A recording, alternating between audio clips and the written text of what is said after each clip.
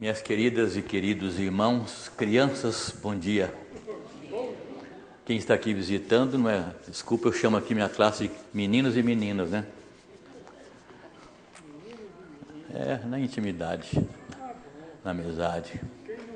Depois de um mês, né? A gente é ausente, vocês ficaram livres de mim, graças a Deus. Nós estamos de volta aqui. Pode diminuir um pouco o som em cima, por favor, está muito alto. Não gosto de estar muito alto, não. Sejam bem-vindos todos, agradecemos pela sua presença, queremos parabenizar mais uma vez os pais. Deus abençoe a todos nesse dia tão especial. Nós fomos tratados com tanto carinho hoje de manhã no café. Eu nunca venho, normalmente, mas esse ano eu vim. Eu acho que não vou faltar mais, não. Nós vimos um filme lá de 10 minutos, nós disse arrancar lágrimas, não? Uma criança falando do pai. Eu tô te vigiando. Aquilo moveu a gente, né? Papai, eu estou te vigiando. É assim mesmo. Eu contei outro dia que uma experiência, uma história que eu havia contado, um pai que estava andando, né, na areia com o filho, e ele ia andando, os passos largos, de repente olhou para trás, o menininho estava querendo pular para pegar os passos do pai, né? Que a perna do menino é curtinha e não podia dar os passos normais.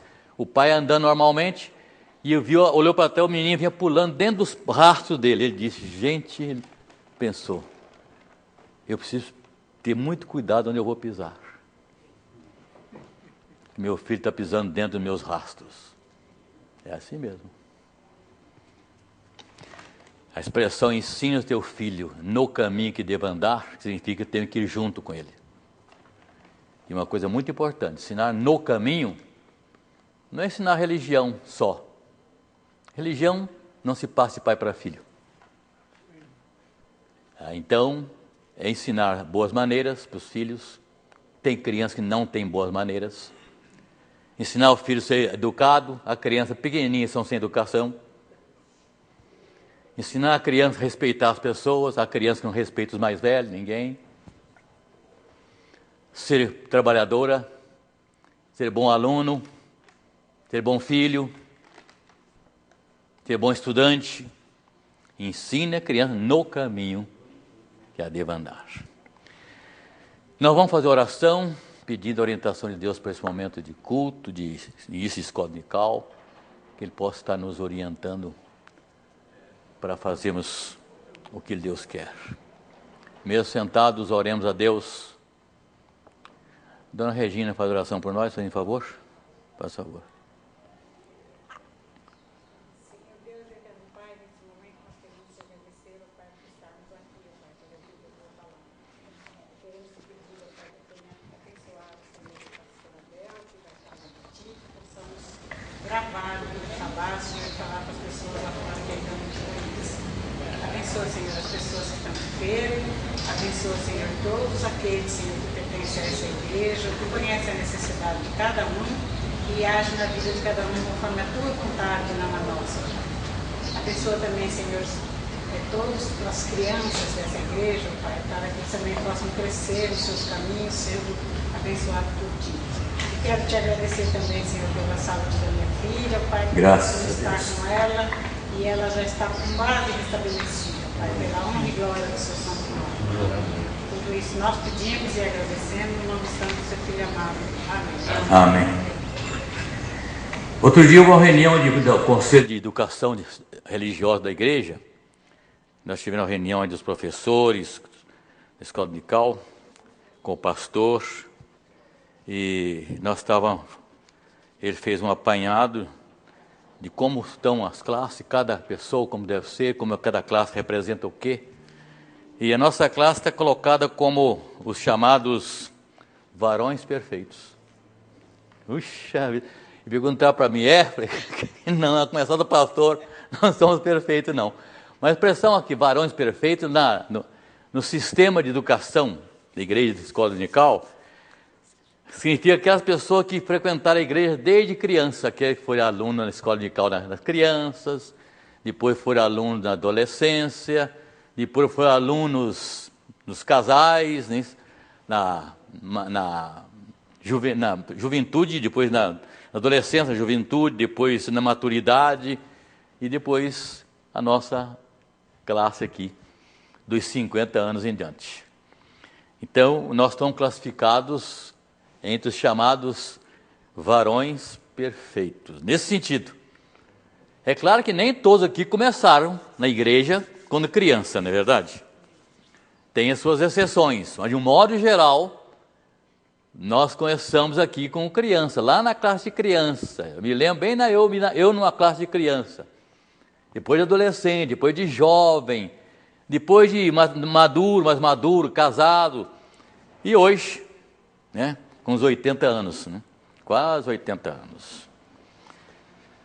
Então é nesse sentido que diz que é a classe dos varões perfeitos. Já passou por todas as fases do estudo da Bíblia e nós temos por dever, por obrigação, estar classificado dentro de varões perfeitos no conhecimento da palavra de Deus. Pixa vida. Para pensar, voltou isso para pensar. 3 coisas que eu quero dizer para você aqui. Primeiro é o seguinte: os não crentes não se deixarão impressar por nossas palavras se nosso comportamento não der testemunho do fato que somos novas criaturas. Vou repetir isto. Os não crentes não se deixarão impressionar por nossas palavras se nosso comportamento não der testemunho do fato que somos novas criaturas. Outro pensamento. Quando o homem trabalha, o homem trabalha. Quando o homem ora, Deus trabalha para ele. E outra coisa, não sei quantos aqui sabem japonês, a não ser o Adalto.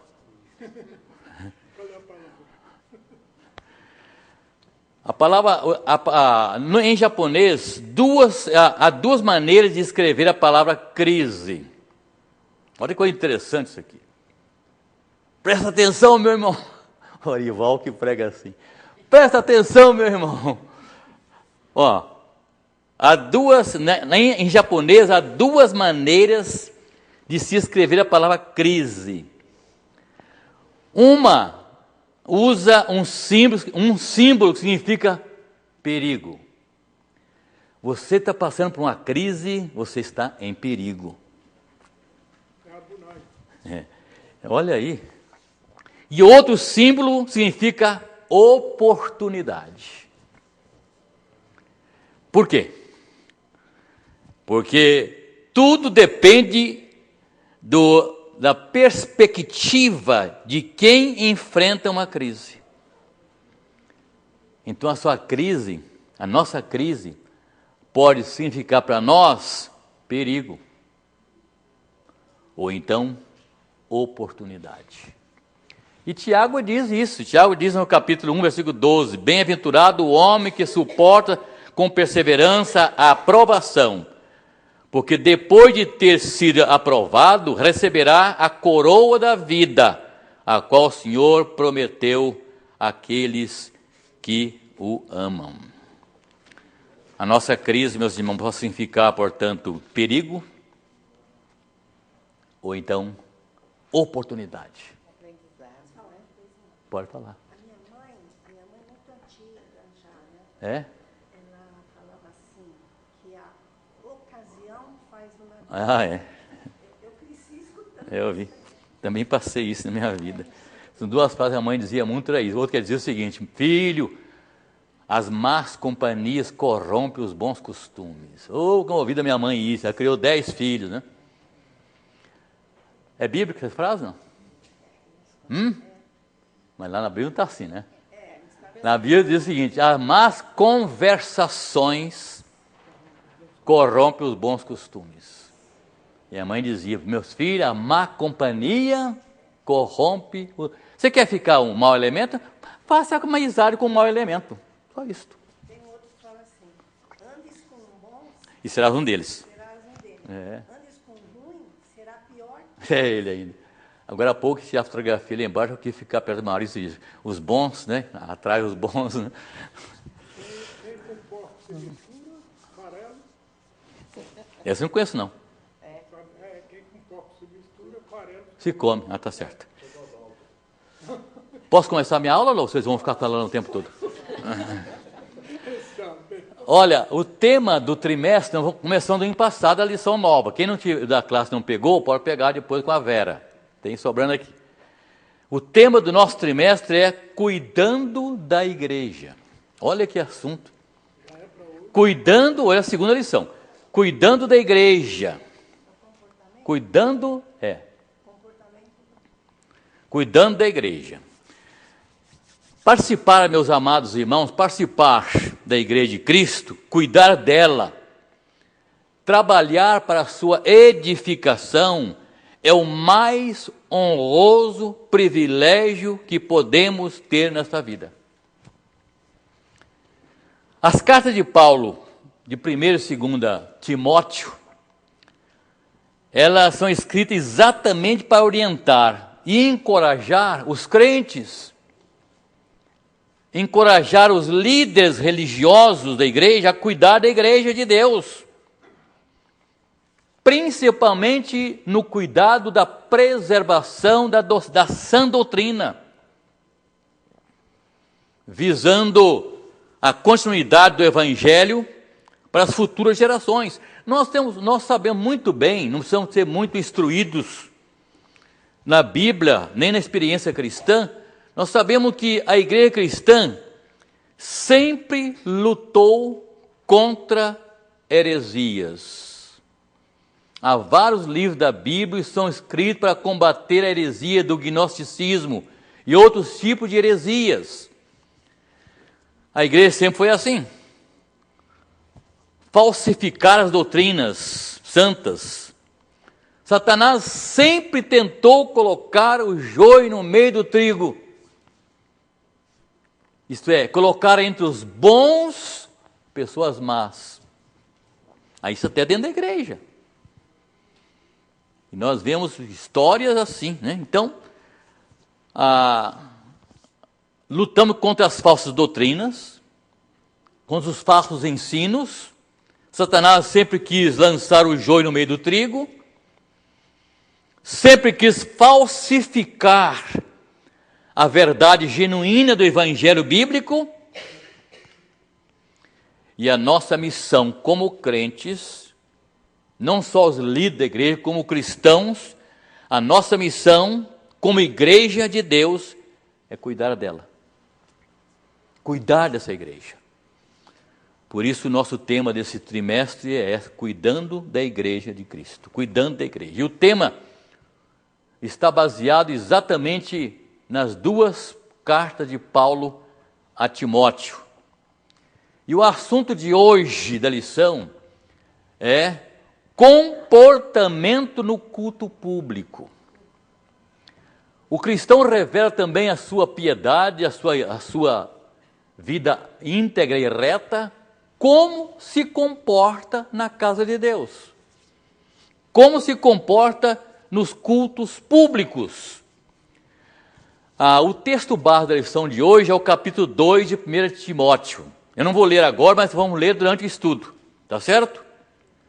Então nós vamos estudar a lição de hoje, cujo tema é comportamento no culto público, cujo texto básico é 1 Timóteo, capítulo 2, que são apenas 15 versículos, mas vamos, durante o estudo, vamos lê-lo. Esse segundo capítulo de 1 Timóteo, ele tem um esboço. Não está na sua lição, mas tem um esboço. Primeiro, instruções para a vida da igreja, de um modo geral. Paulo apresenta nessa epístola, nesse capítulo 2, primeiramente as instruções para a vida da igreja. Instruções para a maneira de nós orarmos, a maneira de adorarmos a Deus. Em segundo lugar, fala da oração que nós temos que fazer por todas as pessoas. Nós temos que abrir a janela da nossa casa, abrir a janela da igreja e ver o mundo lá fora. Não ver só o mundo aqui dentro das quatro paredes. E nós, quem não teve tempo de ler, não leu, não teve oportunidade de ler, mas o capítulo 2 de 1 Timóteo trata exatamente disto. Mostrando que nós temos que ter compromisso de orar por todos. Essa é a segunda parte. A terceira parte, instruções para os homens adorarem a Deus. Olha aqui. Hoje não há mais isso, né? O compromisso aqui das mulheres é mesmo que o homem tem. Mas Paulo está falando de dois tipos de compromissos da adoração. Instruções para os homens. Como os homens devem fazer. E depois, em quarto lugar, instruções para as mulheres. Interessante, quando ele usa a instrução para os homens, é um versículo só. Quando a instrução é para a mulher, são 6 versículos. E para os homens, ele pede apenas que sejam homens de oração. Mas vamos ver daqui a pouco o texto. Vamos começar já fazendo isto. Olha, capítulo 2, versículo de 1 a 7. Alguém podia ler em voz alta para todo mundo ouvir? Tem boa leitura aí? Pode ler, dona Dância. Olha, capítulo 2 de Timóteo, versículo de 1 até o versículo 7, vai falar de orações que devemos ter para com todas as pessoas. Quais são as pessoas que devem ser incluídas em nossas orações? Antes de tudo, pois, exorto que se use a prática de súplicas, orações, intercessões, ações de graças em favor de todos os homens. Todos os homens.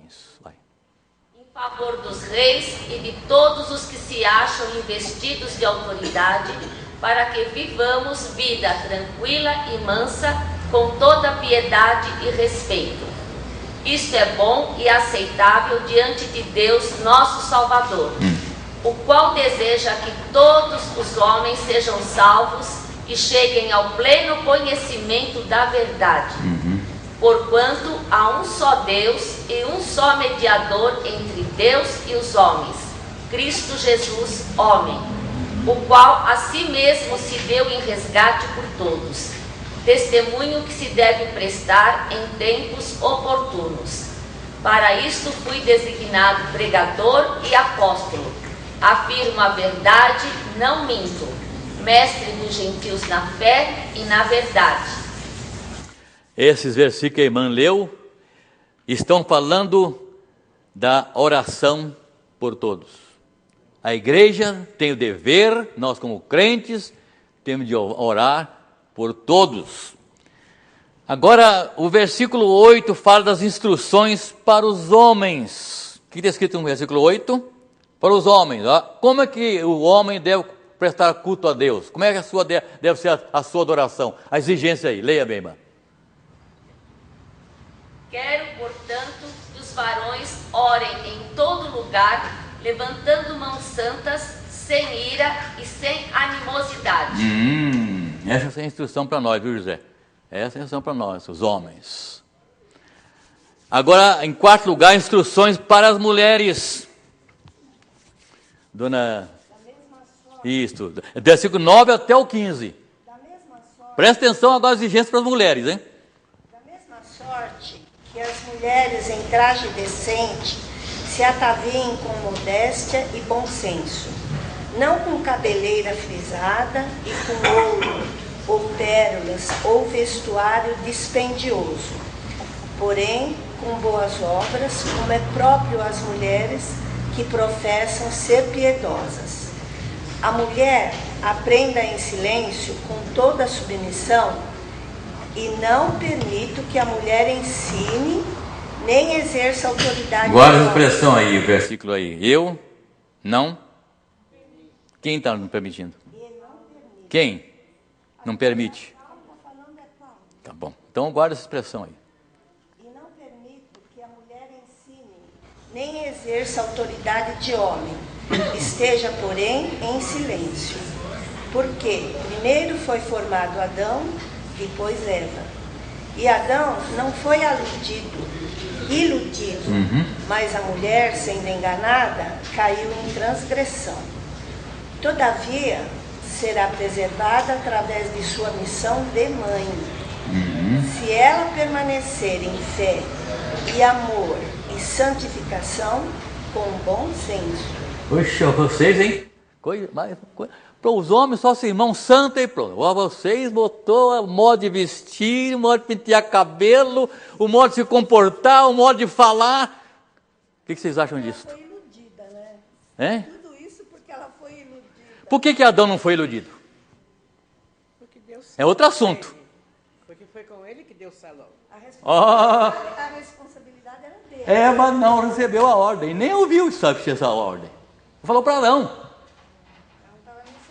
Adão não foi iludido, significa que ele foi conscientemente caiu em pecado. Eva foi iludida. Entendeu? E por esse tempo todo quem mais mudou foi a mulher, né? Isso é bem... Hoje é Mas bem a gente verdade. pode falar nada, que os homens também não vivem sem as mulheres, né? A gente precisa delas. E ó, uma turma grande na tarde chegou, beleza, mano. Vieram para a classe assistir hoje aqui a gente. Sejam bem-vindos, viu? Aliás, eu quero dar também boas-vindas aos nossos internautas, né? Que estão assistindo não sei quantos, em que lugar, no Brasil ou fora dele. Tem gente nos ouvindo. Se forem pais, parabéns. Já dei parabéns aqui no início, dou parabéns agora de novo, depois chegaram outros pais aqui. Parabéns a vocês pelo dia de hoje, pelo dia dos pais. Então, note bem aqui. Aqui há duas maneiras diferentes apresentadas por Paulo na adoração a Deus. Uma mensagem para os homens. E os homens apenas assim, ande tudo, pois exorto que se use da prática de súplica. Não é que não, versículo 8, 9, 8 mesmo. Quero, portanto, que os varões orem em todo lugar, levantando mãos santas, sem ira e sem animosidade. Essa é a orientação para você, pai. Para você, homem. Para nós, homens. E depois, do versículo 9 até o 15, orientações para as mulheres. Instruções com referência ao comportamento no culto público. E por que não fazem mais isso hoje, as mulheres? Não toca no assunto. Eu só perguntei, não quero nem a resposta. Faz favor. As mulherzinhas têm um cabelinho cortado aí, não podia cortar cabelo. Não podia, ela está falando, não podia falar. Eu mandei a dona Regina orar, ela não podia orar. Ih, a gente está quebrando um som de leis aí, hein? Mas o que Paulo diz lá? Ao versículo agora que eu pedi que você olhasse. O que ele falou? Eu? Quem é que não permitia? Paulo usa muitas vezes na carta dele o seguinte: eu falo e não o Senhor. Outra vez fala assim: o Senhor fala e não eu. Então dá a entender, quando Deus falou, você não tem que discutir com Deus, não. Eu vou entrar nessa questão daqui a pouco aqui. Eu fico pelando muito no início, depois vocês não me deixam terminar a lição. Eu quero terminar a lição hoje. Bom, uma pergunta, vamos saber um pouco mais de Timóteo, né? Essa carta foi escrita, o autor da carta a Timóteo foi Paulo. O bom senso, o consenso geral afirma que foi Paulo que escreveu, embora alguns não aceitam isso. Veja o capítulo 1, versículo 1. Todo mundo tem Bíblia para participar da leitura, viu, gente? Capítulo 1 de 1 Timóteo, versículo 1. O que diz lá? Paulo, apóstolo de Cristo Jesus, pelo mandado de Deus, nosso Salvador, e de Jesus Cristo, nossa esperança. Essa é a assinatura de Paulo. Lógico que todas as cartas que Paulo escreveu, a assinatura está no primeiro versículo. Como eu sempre digo, é diferente das cartas que nós fazemos. Você faz uma carta no final, diz abraços e beijos, coisa assim, fulano de tal, não é verdade? Mas Paulo começava, eu, apóstolo, eu, Paulo, vos escrevo, assinou. E vou dizer uma coisa, já disse muitas vezes aqui, por isso que a carta aos Hebreus é uma carta anônima. Você lê a carta aos Hebreus, A mensagem, a linguagem é de Paulo, está na cara. Não é na cara não, né? Dá a impressão que é Paulo que escreveu. Mas se ele escreveu, ele esqueceu de assinar. E por ele não ter assinado, a carta é anônima. Eu posso mandar uma carta para alguém e não assinar. Só, sabe, essa letra aqui é do Abel, do pastor Abel. Eu conheço a letra dele. Eu tirei, quer dizer, orações para a família aqui, eu tirei a família do Neilo. Né? Aliás, eles mandaram o primeiro bilhetinho para mim, falei, você está com a cara de Neilo. Não sei porquê. Mas não tinha nada, eu nem conhecia a letra deles. E no dia que foi revelar aqui, eu falei, a família foi do Neila, da Lara, que eu tirei, os filhos, mas eles não estão aqui. E o meu que me tirou também não estava aqui, que era ele também. Né? Então eles colocaram um bilhetinho, tem um até aqui, o último boletim está aqui. Família Pastor Abel, o meu pastor. Um abraço, nós. Eles assinaram? Não, nós. Eles sabiam, mas eu não sabia quem é que era. Eu também botei no meu bilhetinho que é coisa assim. Coisa assim. Eu posso mandar uma carta para vocês, essa letra do pastor Abel. Mas se eu não assinei, você não pode me denunciar em lugar nenhum. Se é o caso de denunciar, ou então apreciar. Porque, não sei, não assinou, fazer o quê? E o destinatário da carta? Capítulo 1, versículo 2. Quem destinou a carta? Foi Paulo que escreveu. Ele escreveu a carta para quem? A Timóteo. Lê o que está escrito aí, por favor. Eu vou perguntar uma coisa daqui a pouco. Graça, misericórdia e paz da parte de Deus, Pai, e de Jesus Cristo, nosso Senhor. Paulo escreveu a carta a Timóteo. E como ele diz a respeito de Timóteo? Verdadeiro filho da fé. O que significa isto? Em que sentido Paulo era pai de Timóteo? Será que é porque ele que pregou para ele? A irmã está falando, ela está conhecendo. Vocês todos podem falar também, viu? Pode falar todos, estão todos livres para falar. As mulheres têm, podem falar. Aqui não tem mais aquele negócio de Paulo aqui não. É verdade. A expressão, o meu Timóteo, verdadeiro filho na fé. Isso significa que Timóteo se converteu com o trabalho dele. Eu quero abrir um parênteses aqui e dizer o seguinte: quantos filhos na fé você tem? Você, como crente, já pensou alguma vez nisto? Você é crente há quantos anos na igreja? Está na igreja há quantos anos? Quantas pessoas você acha que se converteu com o seu trabalho? Aquela pessoa que se converteu com o seu trabalho é chamada, como o Paulo diz, o meu verdadeiro filho na fé. E essa é uma experiência maravilhosa quando alguém chega para você e diz, fulano, olha, você sabe, você não sabe, mas talvez você nem saiba, mas eu me converti a sua mensagem em tal dia, em tal lugar. Tem um senhor frequentava a igreja até pouco tempo aqui, agora está na igreja da Moca, né? Um senhor que é advogado. Eu nunca soube disso. Eu estava num culto da casa do pastor Jean, que eu morava aqui no início da 23, ele mora também para ali. Ele chega, o senhor sabe que eu me converti com a sua mensagem na igreja de Rio Formosa? Eu falei, nunca soube disso. Pois é, eu quero agradecer ao senhor depois de tantos anos. Eu fiz uma palestra na igreja de Parque das Nações em Santo André, algum tempo atrás, quantos anos, antes de vir para Vila Formosa. Depois de tantos anos, alguém era um pastor. E dizia, sabe quando eu me converti? Naquela palestra que fiz os jovens, naquela tarde, lá na igreja de Parque das Nações. Então você pode ter filho na fé que você não sabe. Há pouco tempo, um pastor batista estava aqui, lembra? Chegou à escola dominical, ele com a mulher. E aí ele disse, quando eu falei, obrigado pelo pastor estar presente, o senhor me batizou há 35 anos atrás. Eu falei, o quê? Batizou não. Fez meu casamento. A minha esposa era batista, namorava aqui na Vila Formosa. Eu quis fazer, a igreja batista não fazia casamento misto, igual a Abel fazia. Aquele tempo fazia. Depois cheguei ao ponto não fazia mais. Ele, pois é, o senhor fez nosso casamento. E eu me converti com aquela mensagem. Hoje eu sou pastor batista, sou presidente da Convenção Batista, e disso do Amazonas, que lugar? Do Amazonas não, do outro estado lá. Hoje eu sou presidente da Convenção Batista. Imagina. Que Deus mandou aquele homem aqui para ouvir o Evangelho e aceitar, né? E outra experiência, graças a Deus tem. Você tem algum filho na fé que você conheça? Paulo usou a expressão com Timóteo, eu acho muito interessante isso.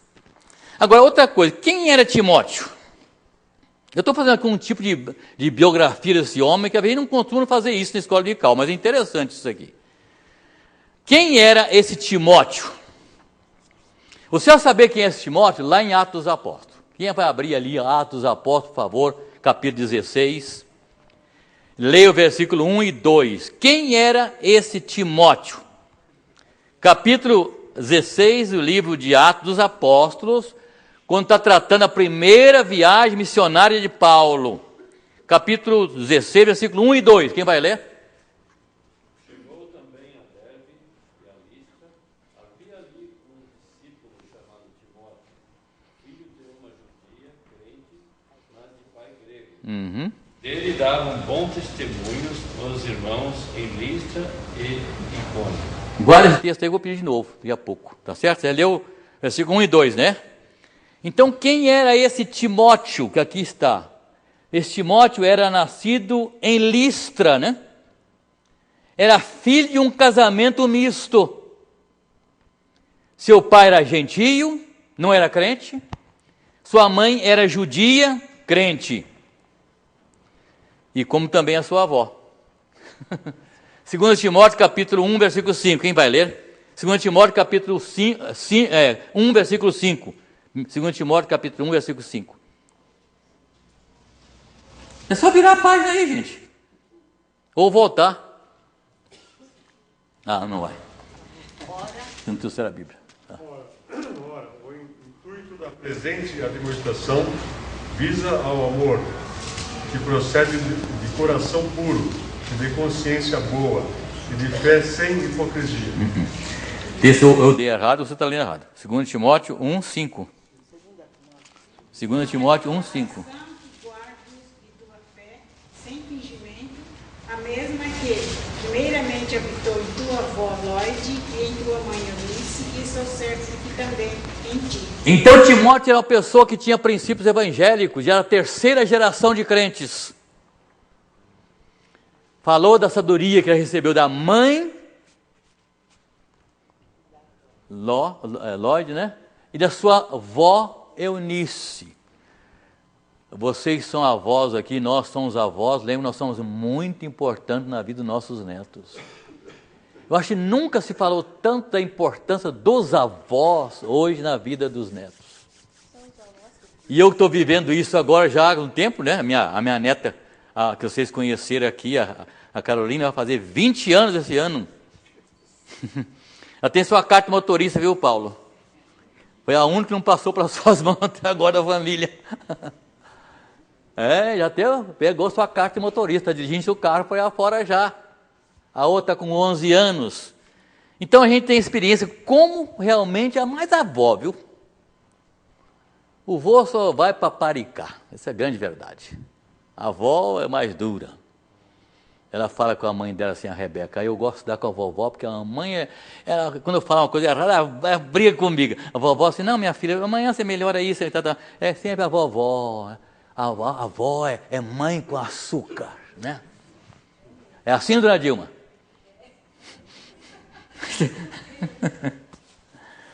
Olha, eu penso em mudar de vida por causa de uma neta. Pois é. Vê só? A dona Cineta está aqui na situação, sabe se muda ou não muda para Suzano? Por causa da neta, por causa da filha que mora lá. Vamos voltar, Lua. Está aberto em Atos ainda aí, Zé? Tá, o Atos ainda está aberto ainda? Então eu preciso que você leia mais uma coisa aí. Esse mesmo texto aí, por favor. Em Atos 16, 1 a 3.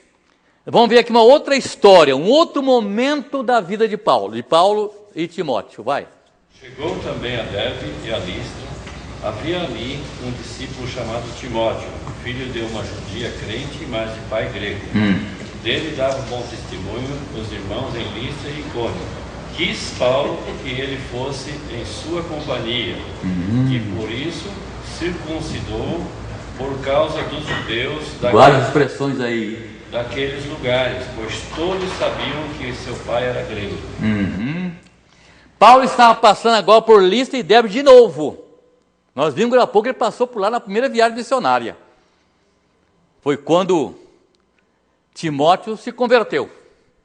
Agora ele passou na segunda viagem missionária. De novo, agora em sua segunda viagem missionária. O que os crentes diziam sobre Timóteo? Versículo 2. Dava um bom testemunho. Dava um bom testemunho. Olha, eu passou lá, batizou, rapaz se converteu, se a criança, esse adolescente se converteu. Agora ele passa por lá depois de uns anos. A igreja fala, olha que tem um rapaz aqui que converteu da sua passagem pela primeira vez. Esse homem é um extraordinário, era um companheiro. Ele precisa ser... Olha, você podia levá-lo com você. E que Paulo tomou atitude. Qual foi a atitude de Paulo? Versículo 3. Paulo resolveu levá-lo consigo. Não é isso? O senhor me respondeu a pergunta já.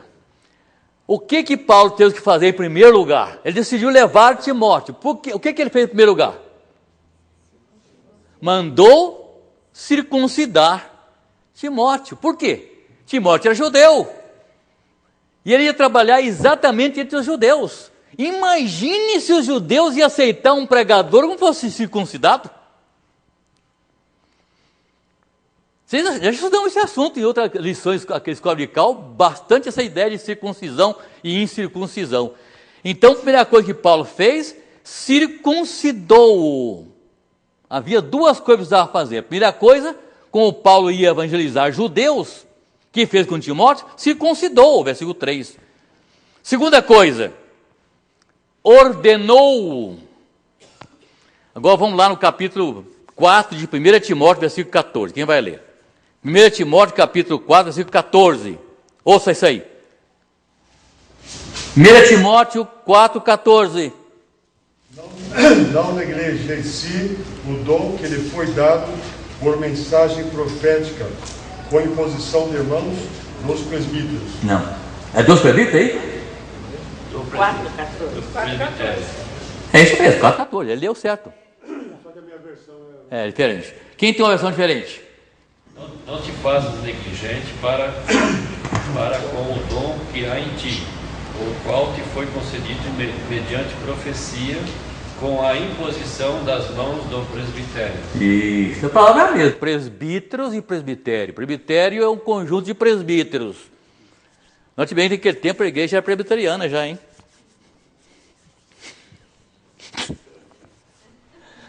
Quem dirigia a igreja era um conselho. Quem dirigia a igreja era um presbitério. Quem ordenava. Agora vamos voltar no capítulo, no 2 Timóteo, agora na frente, né? 2 Timóteo capítulo 1, versículo 6, que ele diz lá? 2 Timóteo capítulo 1, versículo 6. Por esta razão, vos te admoesto que reavives o dom de Deus que há em ti, pela imposição das minhas mãos. Paulo achou Timóteo, um jovem, trabalhava na igreja. Deus não chama ele de preguiçoso não, viu gente? Deus quando chama alguém para o ministério, para a obra missionária, ou para qualquer coisa na obra do Senhor, é alguém que está trabalhando na igreja. Entra de braço cruzado lá, só como espectador, Deus não chama não. Paulo, esse rapaz se converteu na sua passagem por aqui, hoje ele é um moço extraordinário. Paulo, eu vou levá-lo comigo. Mas aí, como é que é a sua família? Minha família, meu pai... Então você tem que ser circuncidado. Porque trabalhar entre judeus, se você não for circuncidado, eles não aceitam. Segundo, vamos ordenar você. É o costume da igreja. Vamos lá em Atos dos Apóstolos, capítulo 13. Eu estou demorando um pouquinho nessa abertura aqui, mas eu quero fazer a coisa... Atos dos Apóstolos, capítulo 13. Quem encontrar primeiro pode ler os primeiros versículos. Atos dos Apóstolos, capítulo 13. Versículo 1 e em seguidos. Havia na igreja de Antioquia profetas e mestres. Sim. Barnabé, Simeão por sobrenome Níger, Lúcio de Cirene, Manaém, Olavo de Herodes, Tetraca e Saulo. E servindo eles ao Senhor e jejuando, disse Ora, o que essas pessoas faziam na igreja?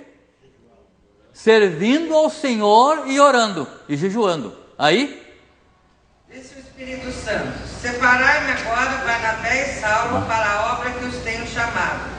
Então, jejuando e orando, impondo sobre eles as mãos, ordenando, eles despediram. Muito bem, era costume da igreja.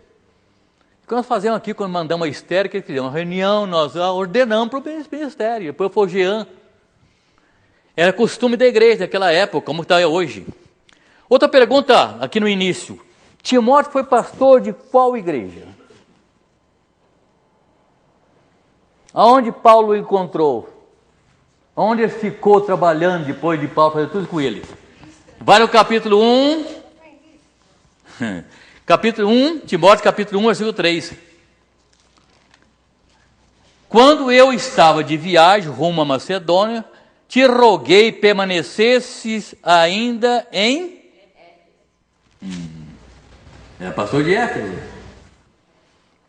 Timóteo foi ser pastor em Éfeso. Em Éfeso. Bem, meus irmãos, eu preciso dar um pouco aqui. O versículo 1 desse capítulo, voltando aqui ao versículo 1, há uma expressão interessante aqui. Como é que começa o primeiro capítulo, o capítulo 2? Os irmãos estão lerdos para ler hoje, né? O que está acontecendo? O capítulo nós estamos estudando. Antes de tudo, pois exorto que se use a prática de súplicas, orações, intercessões, ações de graça a favor de todos os santos. Paulo usa aqui 4 expressões no Novo Testamento que trata da oração, né? Súplicas, intercessões, ações de graças e outra expressão que tem outro sentido aqui, que é deprecações. Todas referem-se à expressão oração. Mas ele começa o seguinte: antes de tudo, ou em primeiro lugar.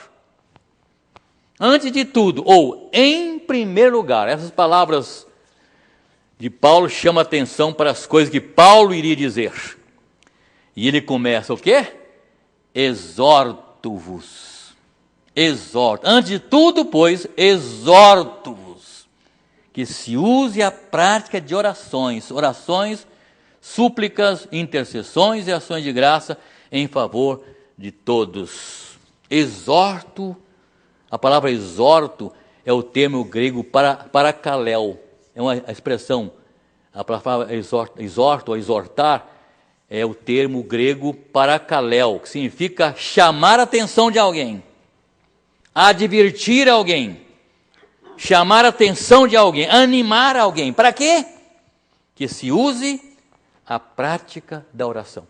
Eu acho que está precisando fazer isso na igreja. Alguém que chega seguindo. Meus irmãos, em primeiro lugar, eu quero falar para vocês hoje: sejam crentes de oração. Sejam crentes de oração. Os dias são maus. Uma vida de muita oração é muito poder. Uma vida de pouca oração, pouco poder. Uma vida sem oração, nenhum poder. Em nenhuma área da sua vida. Então, antes de tudo, em primeiro lugar, as palavras de Paulo eram para que os crentes exortassem a oração, animar-se. Isso significa que a oração, meus irmãos, é a prioridade na vida do crente. Mas às vezes é preciso que você passe por problemas sem saber disso. Quando a nossa vida corre muito como águas tranquilas, como tudo corre bem, tudo dando certo na sua vida, saúde com a família, bem empregado, dinheiro no banco, não tem problema nenhum, você às vezes tem a tendência de se esquecer da oração. Ou ora, mas ora muito pouco. Eu acho que tem crente que nem ora coisa nenhuma. Mas o resultado disso é desastroso para a sua vida. Quando Paulo diz isto, ele está dizendo que a oração é prioridade na vida do crente. A palavra oração aparece 37 vezes no Novo Testamento em forma nominal, que significa oração. A palavra oração, nesse termo, está em 37 vezes no Novo Testamento. E 87 vezes em forma verbal. O que significa isso? A palavra orar, oramos, oraram. Tem 87 vezes. O total de vezes que a palavra oração aparece no Novo Testamento são 187 324 vezes. Portanto, meus amados irmãos, se nós não orarmos, a igreja tem que caminhar de joelhos. Os dias que vivemos são dias maus e perigosos. Ai de nós se não orarmos a Deus. Então, se a Bíblia fala tanto em oração, isso significa que é um dos meios de nosso desenvolvimento espiritual. Há duas coisas se você quer desenvolver espiritualmente: oração e leitura da Bíblia. E colocaria mais uma: frequência à igreja. Se o crente lê a Bíblia e ora, dificilmente não vai ser um crente frequentador de igreja. Mas se ele fosse um crente de oração e não frequentasse a igreja, nem assim ele desenvolveria como deveria ser. Ele pode frequentar a igreja, mas se não é homem de oração, também não é bem abençoado. E muitas vezes Deus nos coloca em situações para a gente pensar o seguinte: eu tenho que colocar na mão de Deus. Não tem outra coisa a fazer. Paulo e Silas estavam lá presos no fundo do cárcere, amarrado com correntes, 16 guardas guardando 2 homens. Ainda ele estava amarrado com corrente no tronco, no cárcere, lá em fora, lá dentro, 16 homens tomando conta dele. Parecia as pessoas mais perigosas do mundo naquela época. O que ele podia fazer? Pensar em quê? Você naquela situação tinha que fazer o quê? Orar. Eles tinham uma coisa a fazer? Eles tinham outra coisa a fazer, se não orar? Oraram, a Bíblia diz oraram e cantaram. E o resultado disso, o que foi? Estourou toda a prisão, rebentou portas, caiu tudo. As correntes saíram dos pés dele, os guardas ficaram desmaiados. Eles ficaram assim: o que eu vou fazer? O Espírito Santo disse: saia! Aí o carcereiro: morra, saiu todo mundo, vai escapar todo mundo. E se escapasse, o que acontecia com o carcereiro? Ele perdeu o emprego, né? Paulo diz: não, nós estamos todos aqui. Meus irmãos, Jonas engolido pelo peixe, lá no fundo do mar. Você diz: é mentira. Como é que um homem podia ficar no ventre de um peixe por 3 dias sem morrer? Ele podia, se Deus, por Deus, ele podia ter engolido aquele peixe. Ele podia ter engolido o peixe, se Deus quisesse. Quando Deus quer, Deus faz as coisas, gente. Ele não pode colocar as coisas de Deus nos termos: isso aí não pode ser verdade, porque um homem não ficaria vivo dentro do ventre de um peixe por 3 dias. Se Deus quiser que ele vivesse, ele viveu. E o que Jonas fez lá no ventre do peixe? Orou. E o que Deus fez? O peixe levantou, saiu, voou não, né? O peixe não voa.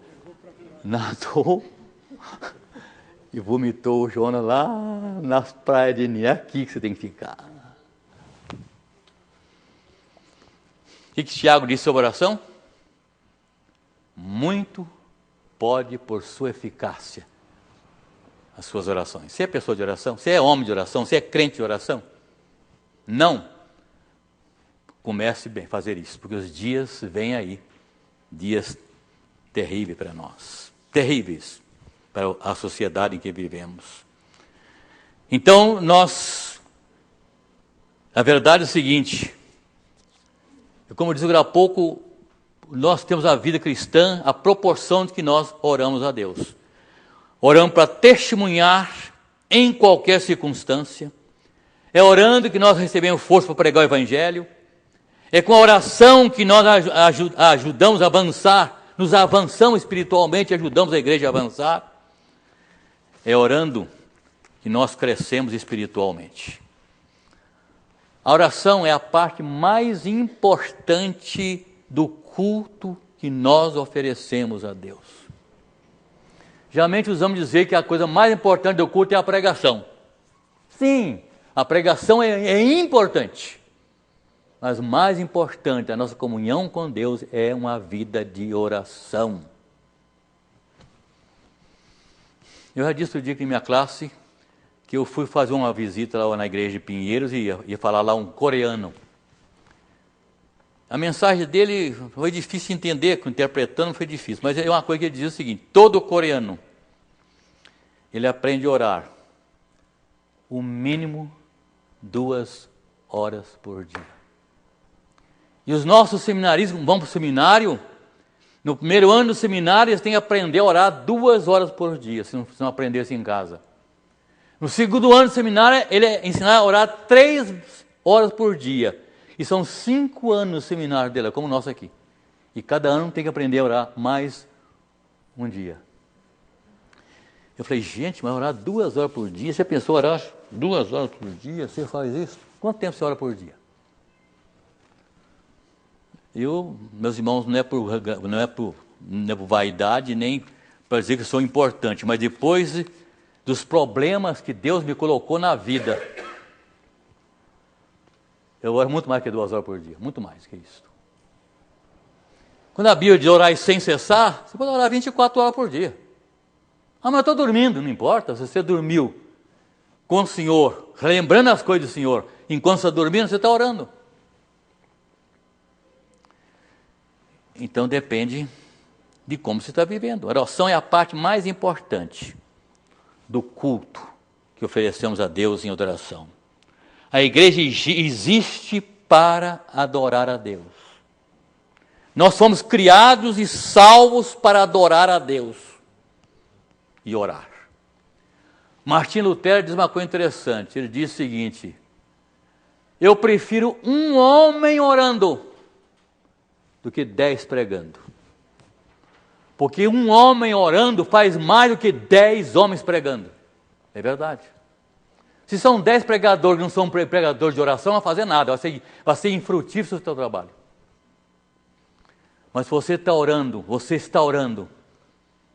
pode ser abençoado e estar abençoado muita gente na obra missionária, principalmente da igreja. É um elo, né? Claro, é um elo com Deus. É conexão com Deus. Eu preguei o sermão um dia desse, quem se lembra disso? Alguém deve estar lembrando disso, me cobrou um dia desse isso aí. Cobrou não, falou que fez bem para a sua vida. Nós temos que aprender a viver, pedir, orar a Deus, manter comunhão com Deus, querer Deus na nossa vida mais do que as bênçãos de Deus. Eu cheguei a dizer no sermão, eu disse o seguinte: será que nós estamos preparados para que Deus, até se Deus tirar as suas bênçãos sobre nós, nós permaneceremos firmes? As igrejas por aí afora ensinam a buscar as bênçãos de Deus. A Bíblia ensina a buscarmos a Deus. O que ele disse? Buscai primeiro o reino de Deus e a sua justiça. E a expressão não é demais coisas, estas coisas. Sabe por que estas coisas? Porque ele estava falando, qual é o assunto que vem anterior? Comer, beber e vestir. Que na verdade, meu irmão, inclui a vida do crente toda. Ele está falando de comer, beber e vestir. Jesus diz, buscai primeiro o reino de Deus e sua justiça, e estas coisas, comer, beber e vestir a sua vida, isso virá em consequência disto. Que as demais abrangem muito aos outros. É, pode ser. Então a gente pensar muito nisso. Então eu prefiro um homem orando do que 10 pregando. Vê a importância da oração. E se você não é crente de oração, veja o que você está perdendo. Fala, minha irmã. Essa semana eu conversei com uma amiga minha que ela não é cristã, é simpatizante do Evangelho. E ela sempre desabafa comigo os problemas dela, né? E eu não sei porque, eu sei que eu acho que é o Espírito Santo. Eu falei, como você faz a sua oração? Você termina no nome de Jesus? Ela, eu não, eu só falo amém. Eu falei, mas então Deus não está nem ouvindo. Deus é santo, a gente precisa ser através de Jesus. Ela agradeceu muito. E eu agradeci a Deus pela oportunidade. Alguém se lembra da primeira pergunta do catecismo, breve catecismo? Não, breve. Esse é o menor. Não. Oh, alguém acordou. Qual o fim principal do homem? O que é? Qual? Glorificar a Deus e gozá-lo para sempre. Manter comunhão com Deus, conexão com Deus. A nossa oração, quando a Senhora usou a expressão muito bem, nos mantém em conexão com Deus. Não confie nos médicos, confie em Deus. Né, Elias? Falando nisso, a minha irmã Esther está melhorando, graças a Deus. A minha filha fez um exame ontem, aquele exame que chama ressonância magnética. Vai saber em que posição está o problema dela. Eu estou pedindo a Deus que tenha havido, porque há um momento que nenhum tratamento convencional está sendo feito, mas que Deus esteja fazendo a obra dele. E esse exame vai mostrar em que ponto está o problema. Mas está trabalhando, quem a ver, não imagina que ela tem os problemas. Hã? Por quê? Se prega milagre aí fora. O segredo está cheio de milagres. A Bíblia estabelece a maneira de... Como eu devo orar? Como eu devo orar? A Bíblia estabelece. Alguém abra rapidinho, gente. Esse demorando muito ler a Bíblia. Capítulo 4 de João, Evangelho de João, versículos 23 e 24. Quem encontrar primeiro, leia, por favor. A Bíblia estabelece a maneira como Deus quer ser adorado, como Deus quer que nós oremos. Qual? João 4, 23 e 24. Mas vem a hora e já chegou, e os verdadeiros adoradores adorarão o Pai em espírito e em verdade. Porque são estes que o Pai procura para os seus adoradores.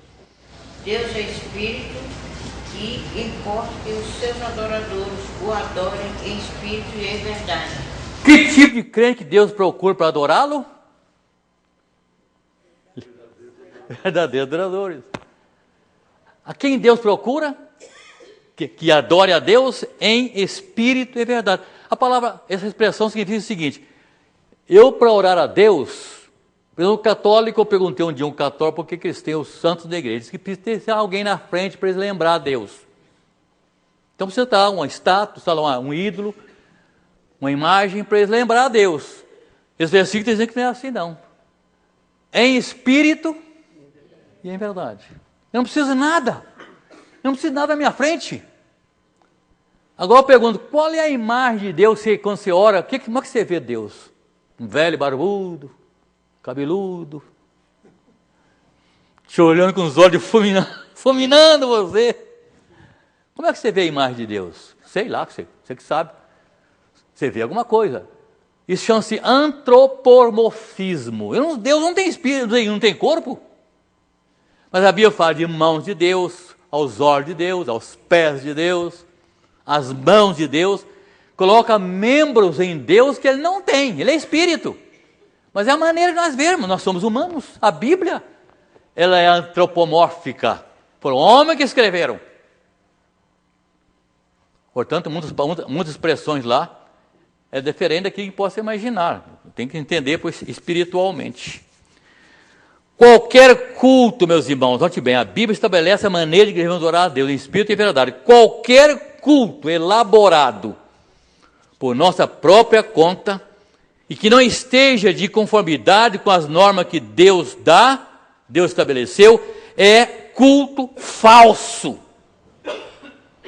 Falso. Inaceitável. Por que a pessoa está lá fora, hein? Ô, João.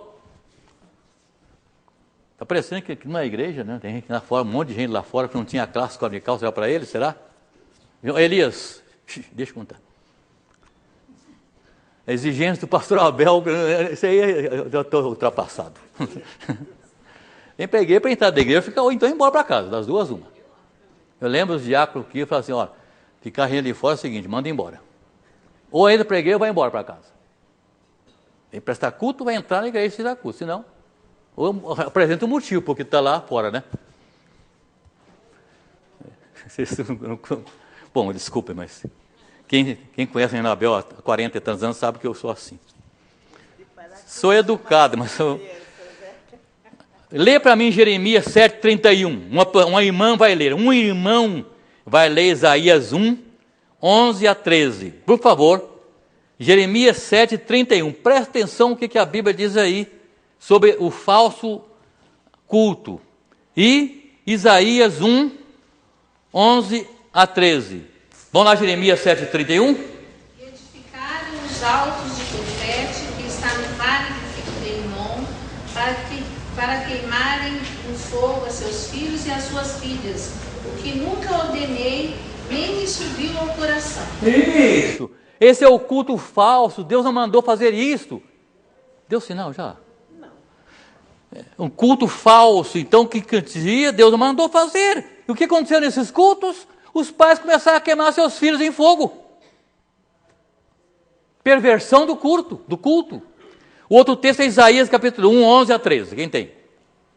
E que me serve a mim, multidão de vossos sacrifícios. Presta atenção nisso aí. Que me serve a mim. Multidão de vossos sacrifícios. Diz o Senhor, estou farto dos holocaustos e da carneiros, e de gordura de animais cevados, e não me agrado do sangue de novilhos, nem de cordeiros, nem de bodes. Quando vindes para comparecer perante mim, que vos requereu o só pisardes os meus atos. Até aí só, porque o tempo está esgotando. Deus disse: o que adianta vocês vir aqui na igreja, sentar na minha igreja, no meu templo, mas seus corações estão impuros? Eu não aceito isso, Deus diz. Eu estou cansado, a expressão está lá.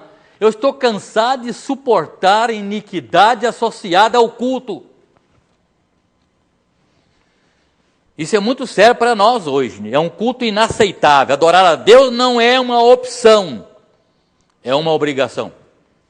Adorar a Deus não é um luxo, é uma necessidade. E a única esperança para esse mundo em caos é a igreja. E a única esperança da igreja é o retorno à adoração como Deus quer que façamos. Lá em Romanos 12, 1 diz: rogo-vos, pois, irmãos, rogo-vos, pois, irmãos, que apresenteis os vossos corpos, sacrifício vivo, santo e agradável a Deus, que é o vosso culto racional. É como Deus quer que nós compareçamos no culto perante Ele. Eu vou ter que correr aqui, porque eu quero chegar no fim dessa lição, não vou conseguir chegar. O capítulo 2 do texto que nós lemos, o versículo 1 e 2 já foi lido, mas diz o seguinte: depois de Paulo dizer sobre a oração, sobre o dever de orar, ele disse uma coisa interessante no versículo 3: isto é bom e aceitável diante de Deus nosso Salvador. Isto é bom. Bom para quem? Para nós mesmos. Orar em favor dos homens e de todos, em favor das autoridades políticas. Mas, meus irmãos, eu acho que nunca foi tão necessário que nós oremos pelos políticos do nosso Brasil. Os irmãos sabem que existe no Congresso Nacional documentos, um monte de documentos, que se forem aprovados pelos senadores, a família vai ser extinta, a sacracidade da família não vai existir mais. Os ativistas gays, segundo sinal já, um em cima do outro. Note bem, não os gays, mas nem somos contra isso. Os ativistas gays estão mandando para o Congresso documentos sobre isto. Há pouco tempo nós estávamos orando para um outro aí, seríssimo, que fosse aprovado que as leis nós não teríamos mais direito. O único que tinha direito no Brasil, no mundo, seriam os gays. Pode falar do pastor, pode falar do governo, pode falar do papa, pode falar de todo mundo, mas não pode falar dos gays. Falou deles, 5 anos de prisão. Esse documento parece que já foi reprovado ou está ainda no Congresso ainda. Agora o que trouxeram, outra coisa agora que surgiu. Há uma proposta lá de que quando a sua criança nascer, for registrar no cartório, se passar, né? Eu duvido, espero em Deus que não. Quando for registrar a sua criança nascida no cartório, não põe mais o nome do pai, não põe a expressão pai nem mãe. mas sim provedor.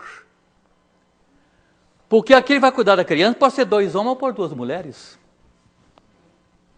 Isso está no Congresso para passar, meus irmãos. E capaz de ter aqueles cabeçudos lá, aqueles ministros, aqueles senadores, aprovar a loucura desta. Para favorecer o quê? Uma minoria de pessoas no mundo. O próprio casamento, né, pastor? Antigamente se casava, quer dizer, a mulher, no caso, porque a mulher deixava de trabalhar, então tem uma série de... Hoje em dia, não. Se viver a união estável, chamada união estável, tem mais poderes do que o adotar a criança, tem gente que está 6 meses sem trabalhar. Outra coisa, casais gays adotar criança. Se queria ter uma criança, queria ser pai, queria ser mãe, que fizesse o casamento certo, não é isso? E o casamento certo para ter filho é um homem casar com a mulher. Adoção. Quer ser pais? Quer ser mãe? Então, para a criança não ficar traumatizada, chega na escola, tem 2 pais ou 2 mães, não põe mais pai nem mãe, põe provedor. Provedores. E pode ser 2 homens ou pode ser 2 mulheres. Vocês sabem disso, gente? A gente espera ainda. Por isso é o seguinte, ore pelo governo, pelo Brasil, ore por esses homens, vem aí a eleição agora, ore, porque as coisas estão ficando realmente muito difíceis. Vivemos um mundo que eu nem sei quando vai parar, só Deus sabe. Eu tenho que encerrar aqui, porque o horário terminou. Hoje há no mundo o seguinte, o chamado culto da moda. Culto da moda. Secularizado. É o culto influenciado pelo pensamento deste século. O secularismo, note bem, o secularismo é a pretensão humana de autodomínio. No secularismo, a criatura assume o lugar do Criador. É que está lá em Romanos capítulo 1, versículos 18 e 25, não vamos ler. Deus é descartado em muitos cultos das igrejas. Ou, no mínimo, colocado em um lugar decorativo, onde a sua presença não é notada e nem sua falta de sentido. A sua falta sentida pelas pessoas. Os cultos em muitas igrejas, graças a Deus aqui não é. Os cultos em muitas igrejas virou show. É show da fé, show disto, show daquilo, show. Verdadeiro show. Eu fui visitar uma igreja algum tempo atrás, onde a minha ex-nora toca. E na hora dos hinos, aquelas moças iam no palco, enquanto cantavam os hinos. Sararicava. Coreografia. Você já foi em algum lugar assim, Kézia? Eu vi, infelizmente, lá em Curitiba, a presbiteriana fazendo isso aí. Aí, ó. E aonde que eu fui também é presbiteriana. Só que não é presbiteriana do Brasil. Falei para minha irmã, o marido dela é presbítero, falei, isso aí, o que edifica isso aí?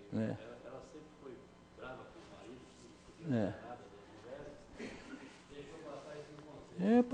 Passa. Se o conselho não for homem de Deus, um pastor não for um pastor mão dura, essas coisas passam todas. Eu fui lá numa igreja interior pouco tempo, um tempo atrás aqui, chegou lá o presbítero, amigo da gente, confessionou, aqui o negócio está assim, e as pessoas, entrou gente para a igreja com essas ideias, e impôs essas ideias dentro da igreja, e as pessoas, o conselho aceitou, eu falei, aceitou, aguente.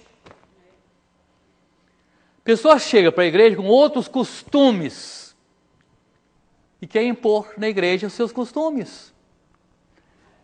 Eu falei muitas vezes nessa igreja sobre isso, meus irmãos, né? Falava, gente, nós somos presbiterianos. O dia que você for recebido nessa igreja, como presbiteriano, você conhece como funciona uma igreja presbiteriana. Portanto, não vem trazer ideias para outra igreja que não vão aceitar. Então, hoje os cultos são verdadeiros shows. A adoração é coisa muito séria, que só pode ocorrer nos termos de Deus.